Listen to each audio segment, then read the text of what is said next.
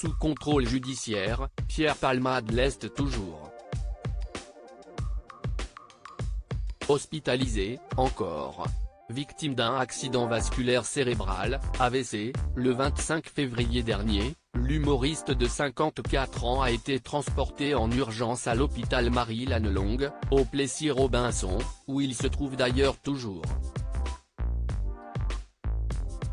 Malgré le secret qui entoure l'état de santé du comédien, Cyril Hanouna prétend avoir des informations exclusives sur l'ancien complice de Michel Larocque.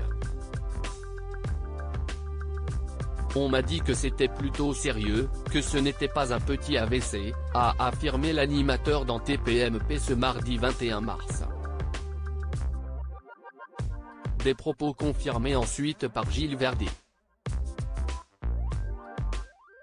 Le chroniqueur de TPMP s'appuie notamment sur la décision de la Cour d'appel de Paris qui avait estimé, mardi 14 mars, que l'état de santé de Pierre Palmade n'était pas incompatible avec un maintien en détention.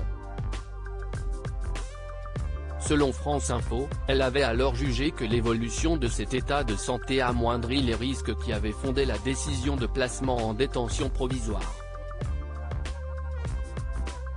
Pierre Palmade avait également reçu l'interdiction de quitter l'établissement hospitalier où il est encore pris en charge. Vu son état, la chambre de l'instruction a considéré qu'il serait exceptionnel qu'il puisse réitérer le fait de prendre une voiture et de conduire, a conclu Gilles Verdet.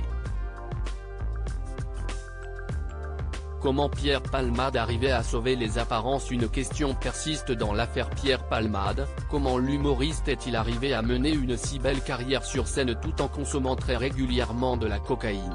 Le 16 mars dernier, nos confrères de Ciné Télé Revue publiaient une interview de deux individus ayant fréquenté le comédien. Le lendemain, de ses excès, je ne vais pas dire qu'il était frais, mais il pouvait travailler. Ce qui l'a toujours sauvé, c'est qu'il n'a jamais raté un rendez-vous sur scène, même si parfois c'était limite, racontait l'un d'eux, avançant que le comédien sauvait les apparences.